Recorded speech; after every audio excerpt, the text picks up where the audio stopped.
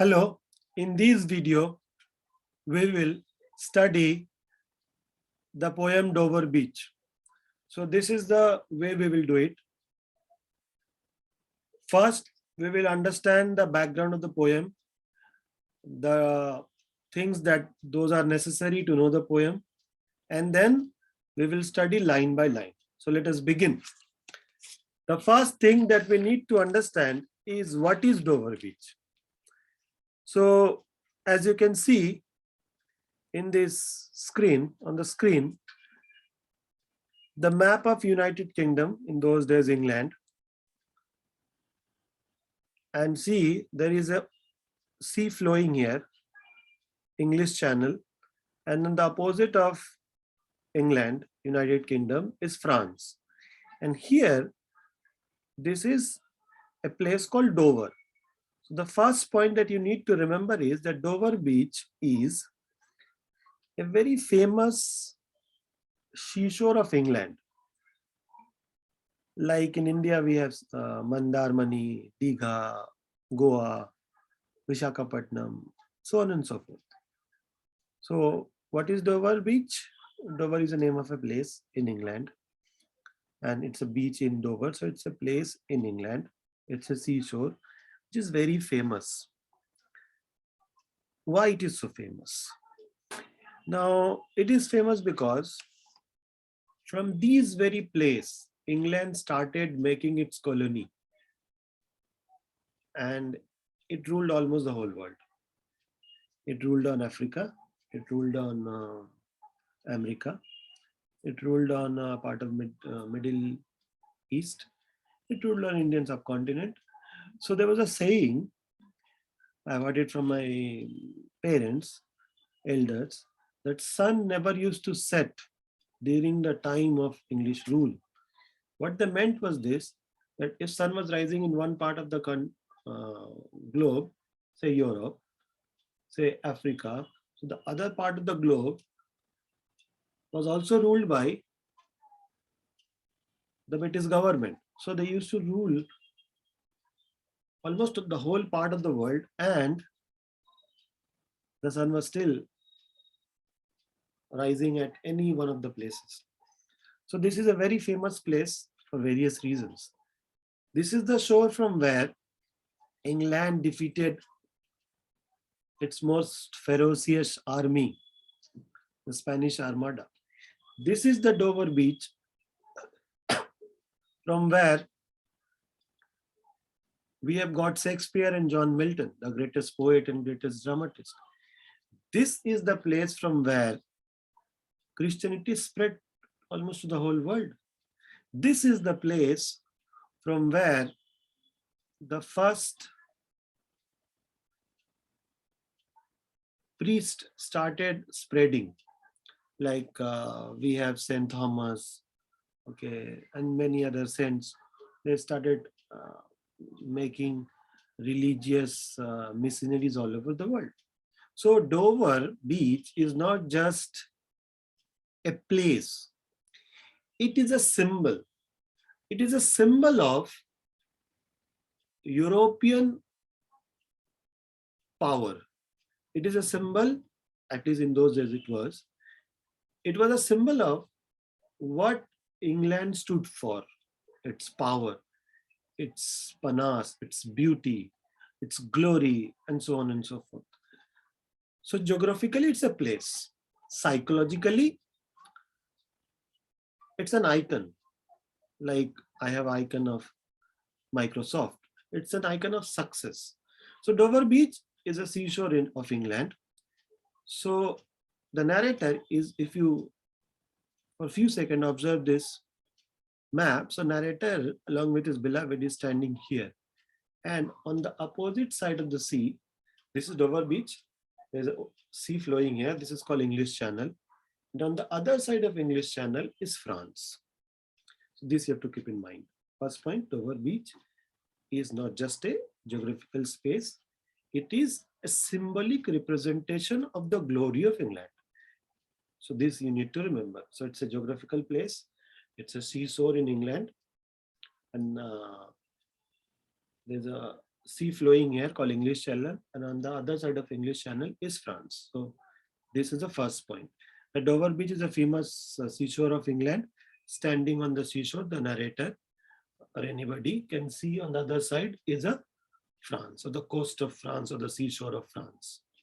Point number 2 that you need to remember to get marks is that the narrator, along with his wife, has gone to spend some time on the seashore.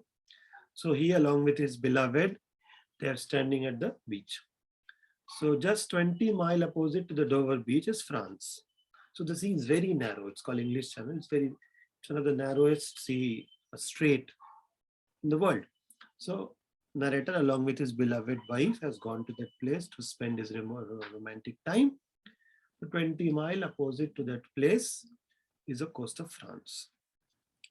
And the sea that separates England, Dover Beach, and France is called English Channel.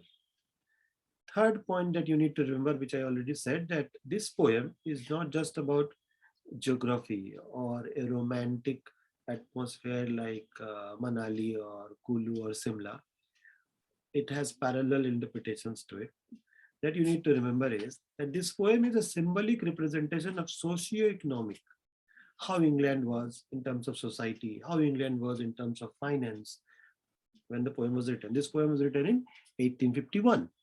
So this poem represents the cultural milieu, the cultural environment of England during Victorian period.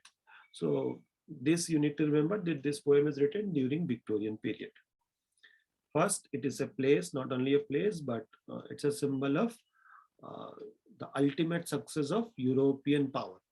Next, you need to remember the place where the poem is going to happen. Or in cinematic language, what is the setting where the poem, if it can be made into a movie, where it will be made into a film. What will be the locale? What will be the place of shooting? SHOOTA. Next.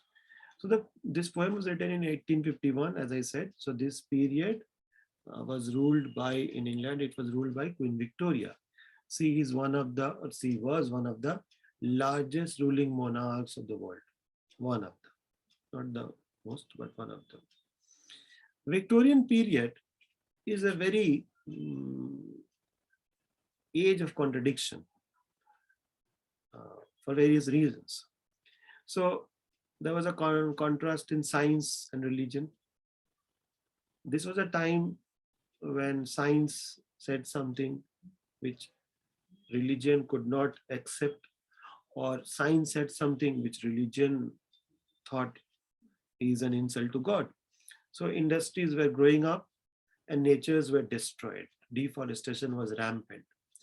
Church was saying something against king. King were afraid of church or people in the church like Pope or Bishop. So it was a conflict. The whole society was a bundle of contradiction. Next, since machines were there, not the machine that we understand, not like MacBook, but in the rudimentary sense of machine, industrialization had already started. So since industrialization has already started, development was very fast, but at the cost of huge loss of laborers, because when one machine can do the work of say 50 people, so there will be unemployment. So it was a contradiction because there was a growth, of course, but huge number of people were being unemployed. So it was a contradiction. Next, it was a contradiction between rich people living in urban area and poor people living in rural area. The rich were becoming super rich. If you remember Merchant of Venice, he was so rich. He was just a merchant, but he was becoming super rich. And they were extremely poor people. Then this we will discuss in details. The most important contradiction was the contradiction between science and Bible. And Victorian period is also famous for something called pseudo-morality. Pseudo means false morality. Victorian people had specific rules of conduct for everything. For example, if I would be there in England, I would have to have a particular dress code. I would have to wear a particular dress while teaching. I would have to wear a hat, or I have to keep the hat somewhere. So they had a very particular mm, set of rules which everybody had to follow, which was again in contradiction with spontaneity of natural human beings' way of behaving. So it was extremely disturbing time. It was an age of turbulence. It was an age of disturbance in various sense. So there was no tranquility, there was no peace, there was no serenity. So this you have to keep in mind. Then you will understand the last stanza of the poem. Otherwise, it will just become a poem that is not for you. So colonial expansion had already started. It started long back, but then by Victorian period, England had already started. Remember, this poem is written in 1851. So if you remember Indian history, that means Britishers have already come here. They came long back. By now, East India Company had become quite successful. So they were ruling on us, Indians. They were ruling on lots of countries like Africa and many other countries. So colonial expansion had already started. And but there were still people in England who were starving. They did not have 2 meals a day. So it was extreme contradiction at its zenith. So Victorian age, this you have to remember. This is mentioned in most books. This is mentioned by most teachers, and this you need to remember. That during Victorian period, there was a brave man called Charles Darwin. He wrote a book called Origin of Species. I'm talking about point number 7. He wrote a book called Origin of Species. Now, this book still is very, very controversial to a Catholic Christian, to people who believe in the tenets of Bible. Now, why this book is so contradictory, and why do I mention here while teaching you? So this was a time where England was sending priests to convert native people into followers of Christ. So Christianity was spreading its root. Well, good for Christians. But as I told you, it was a age of scientific exploration. So it was a time for free thinkers. So there was a man, I wish I could say in details, Charles Darwin. He wrote a book called Origin of Species. And in this book, he said, listen well, that we human beings have come from small microorganisms. We human beings, everything has evolved from small microorganisms, which we might have studied in our science classes without giving it a thought that how disturbing this thought might be once upon a time. Now, this thought became widespread in England. Now, this is just against the basic concept of Bible. Bible says, even a layman would know, that we human beings are created by God. The first man was Adam, and the first woman was Eve. Now, if Bible is right, science is wrong. And if science is wrong, the whole testament of Bible, the concept of Bible itself is doubted. So some people, especially people who believed in Bible, they called this book the most blasphemous book. Because blasphemous means any person or institute which challenges the concept of God or concept of Bible, they are called blasphemous. So this you need to remember. One side was an extreme Christian faith. The other side was free thinkers like Darwin's, who wanted to understand life in their own way. They did not believe that only church had the monopoly on truth. They had their own way, alternative way of looking at life, which is very good for a modern person, but was not at all good or soothing for a Catholic Christian. And remember, England by that time was still a very theological society. So this contradiction that you need to remember, because without this contradiction, this poem will be a very, very, very poem about which you will only understand at a surface level. Next, this poet, Matthew Arnold himself was a very devout Christian. So, poet in this poem, Dover Beach, is sad. Why he is sad? He is sad because England, from which Canterbury, the place from where our religious, it's a holy place in England, from where so many priests came and spread Christianity all over the world. The same England is doubting Bible. The same England is doubting the concept that we are created by God. So this poet, who's a religious poet, he's sad because in England, which was a synonymous with power, position, success, Christianity, Christian faith, Bible, biblical scholar, is now losing faith in its own Christian ideologies. And that to the basic Christian ideologies that we are created by God. Somebody saying, no, we are created by nature, by microorganism. So it is very disturbing for a devout Christian. At the same time, it is very disturbing for a scientist, because if you see through the eyes of science, then these religious people, to quote Karl Marx, they are drinking, or rather inhaling, opium.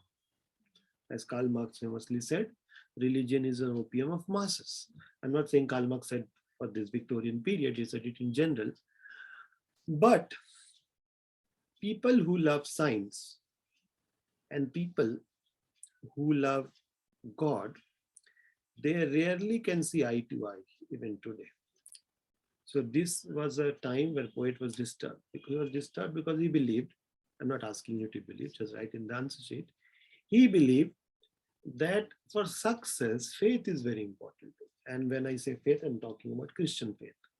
So this was Matthew Arnold's philosophy. Next, now here is a concept that will take some time for you to understand, but I request you that if you're watching it for a few minutes, be with me. So now look at this diagram. This diagram will help you to understand a lot. Now look at the diagram, if at all, if you want to zoom or something. Look at the diagram. There are two diagrams here in my screens here. One is, as I showed you in the beginning, that the narrator along with his wife is standing at the place called Dover Beach. Or said that in front of that, it's France. In between is English Channel. Okay. See the other diagram. This is a diagram of Greece. In front of Greece is Turkey. Okay. And the sea is Aegean Sea. Now, as Matthew Arnold was standing on this Dover Beach and was looking on the seashore of Dover and was watching the other side of the sea, that was France. Similarly, many centuries back, there was another poet called Sophocles. There was another poet called Sophocles. He was a Greek writer. There was another poet, another writer, a playwright called Sophocles. He was also standing at the seashore of Greece, and he could also see or feel what exactly Matthew Arnold is feeling now when he's writing this poem in 1851.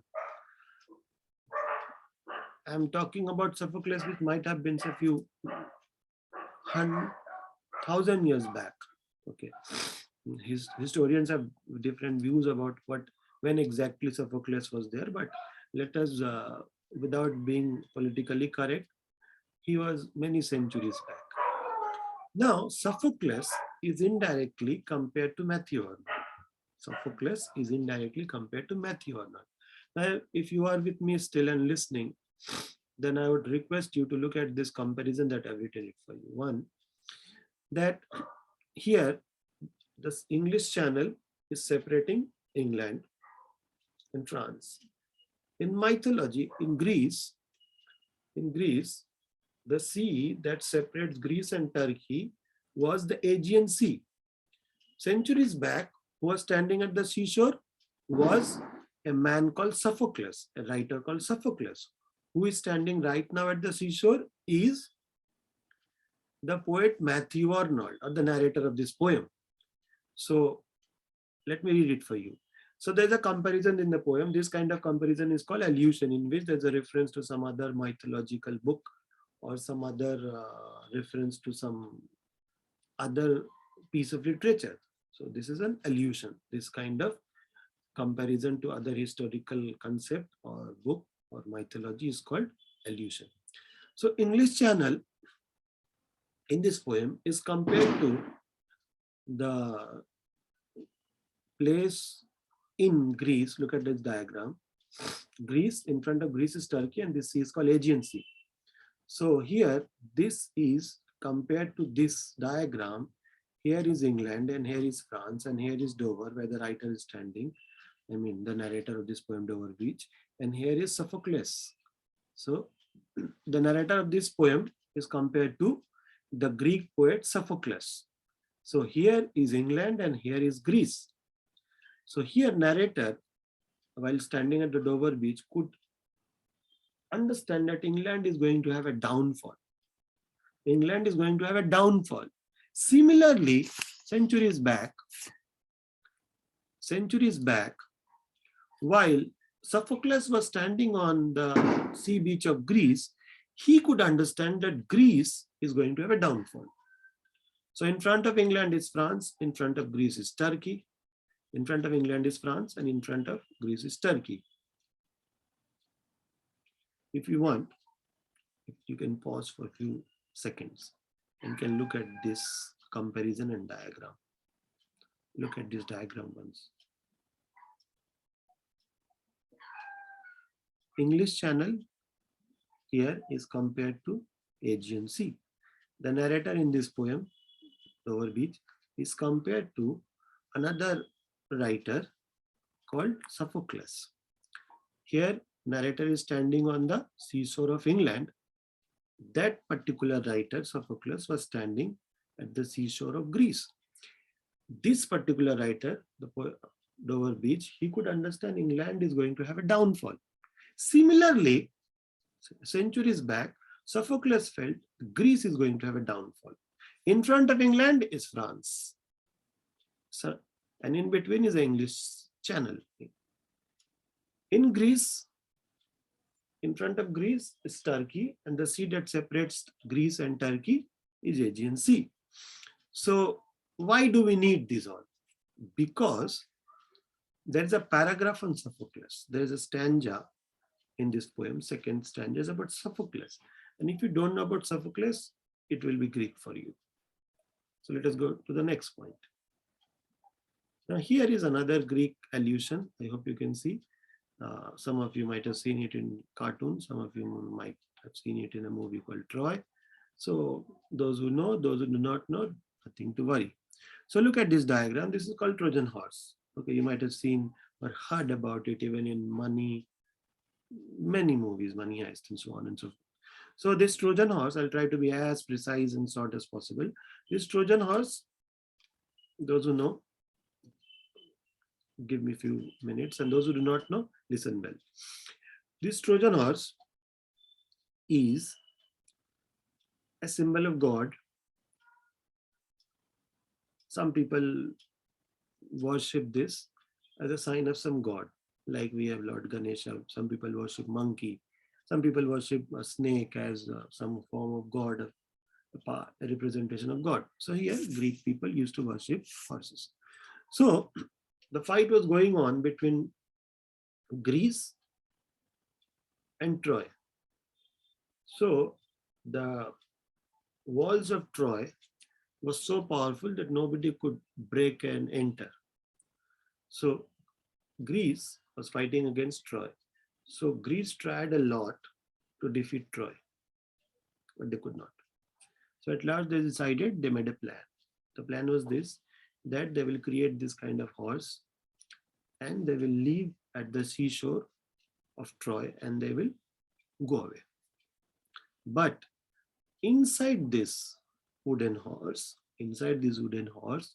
will be few very powerful special warrior. It's a very big horse. And so this was the plan. So they made the plan and left the horse. And the plan worked. The people of Troy thought that Greece people have surrendered. And as a sign of their surrendering, they have left this horse. So they pulled the horse and kept it in the, if you can see the image, they kept it in the city and they started celebrating. Now it became midnight and everybody was busy celebrating, dancing, enjoying. Women, wine was common. A long war was over, and all the people of Troy, say Menelaus and everybody else. The Menelaus was on this side.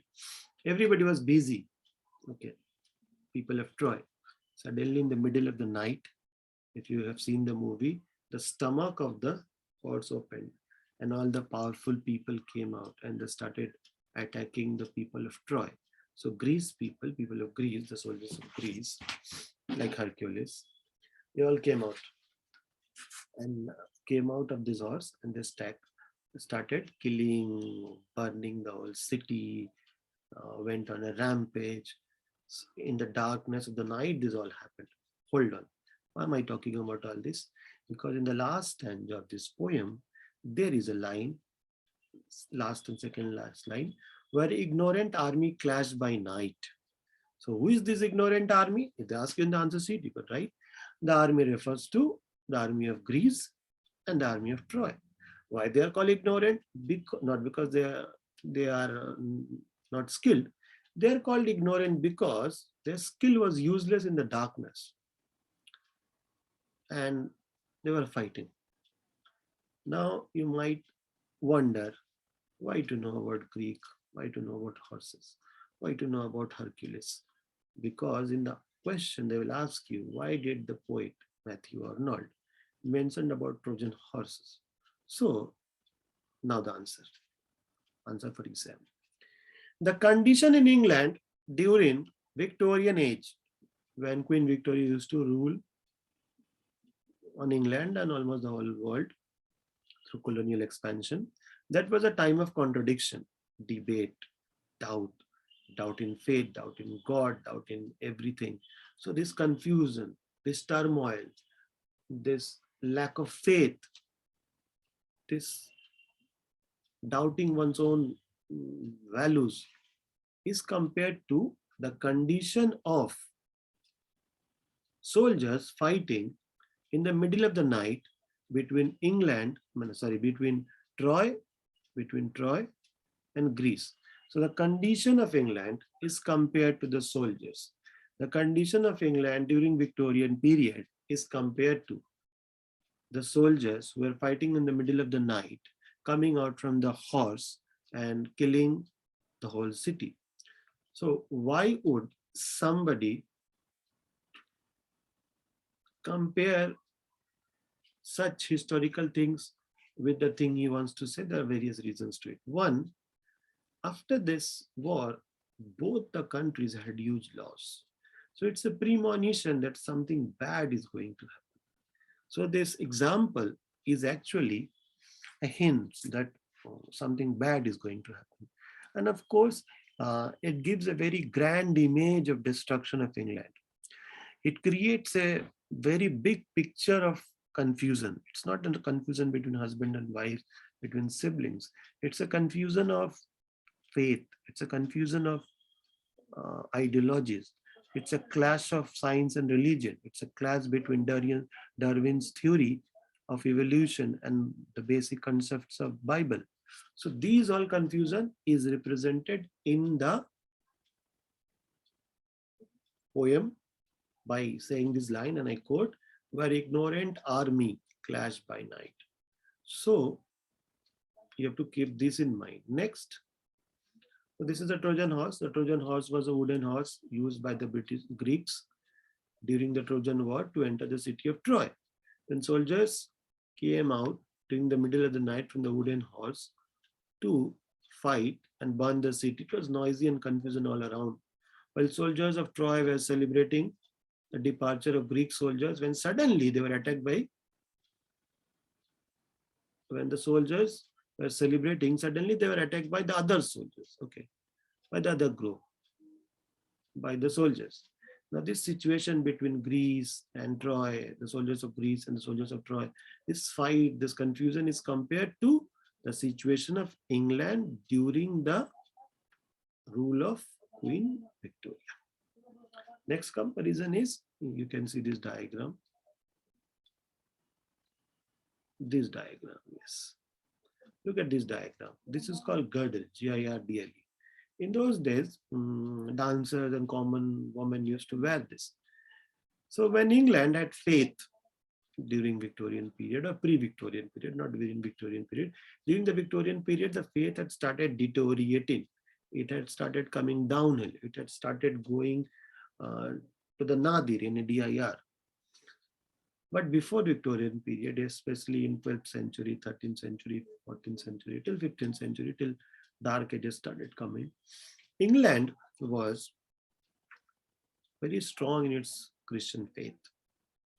If you find any Christian in India, somehow you will, if you look into the background of the family, you'll realize somehow they all came from England. Their forefather, it all came from England.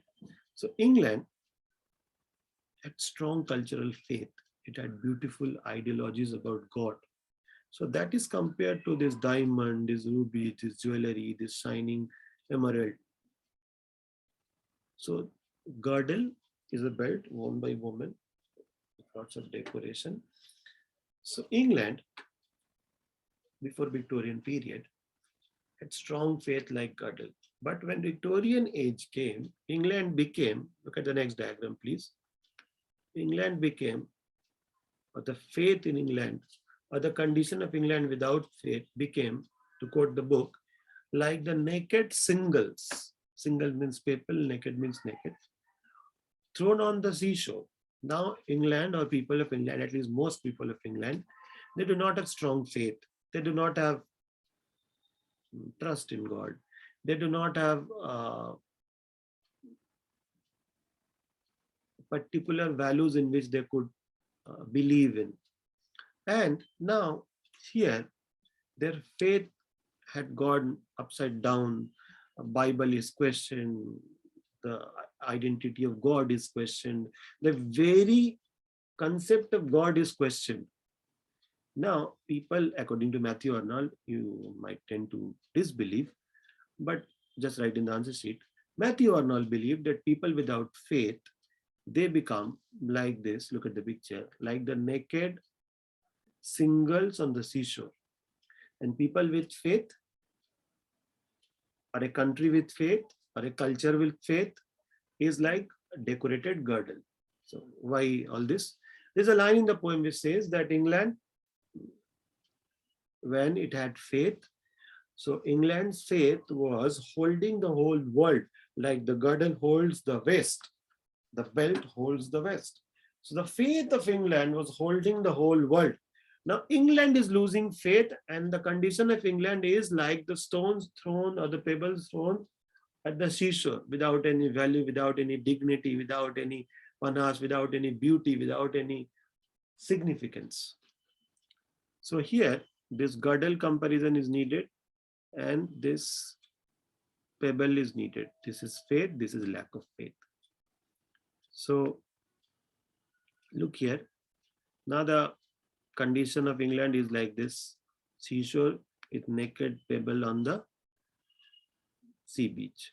So here, girdle is decorated belt that women worn on waist. So England before Victorian age, 20th century, 12th century, 13th century had very strong faith.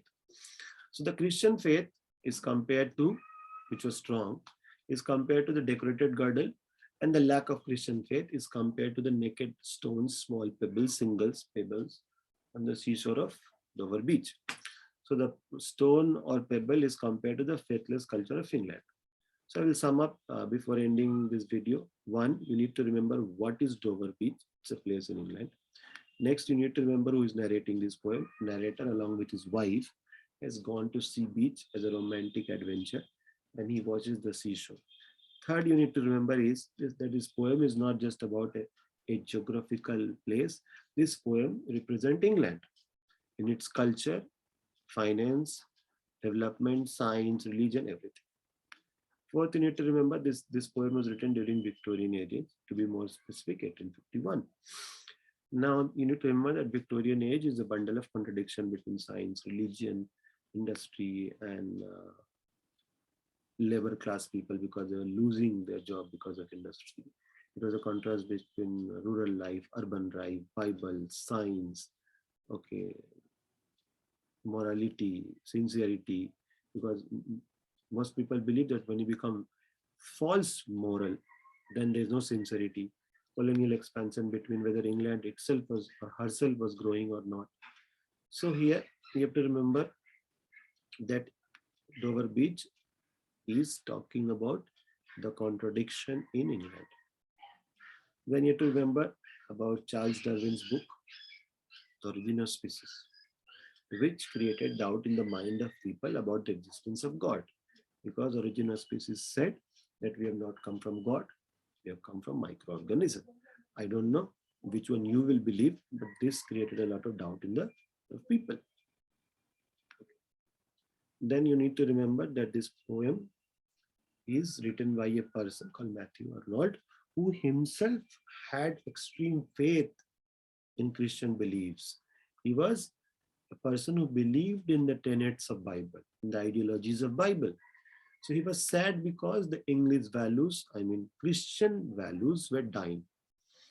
So why is poet sad? Because he feels that England is slowly deteriorating her faith. England saw her. Then there's a comparison between Sophocles and Matthew Arnold, Greece, and England. Poet was looking at the English Channel, Matthew Arnold, the writer of this poem, and or the narrator of this poem is looking at English Channel, and long back, many centuries back, similarly on the seashore was a writer called Sophocles looking at the Aegean Sea, standing at the seashore of Greece. Then you have to remember the Trojan Horse. The soldiers were fighting between Troy and Greece. They were very confused. There was a lot of alarm, fight going on in the darkness. Who was fighting against whom? Why? What was happening? Nobody could understand. Ho kya raha? What is chal kya raha hai? What is going on? So that kind of situation was in England when this poem was written by Matthew Arnold in 1851 during the Victorian period. Then you have to remember the concept, the diagram of girdle, the belt, which has lots of decoration and diamond, not the belt that you wear, but the dancer's belt, girdle. So it has diamond and emerald and decorative things. So England, when it had its faith, it's compared to the decorated girdle, and England, when it's lost its faith, is compared to naked single on the beach. So these are the things that you need to remember before we study the poem. So I would request you that you write this down, pause the video, and then if you study line by line, which I will make in the next video, you will understand the poem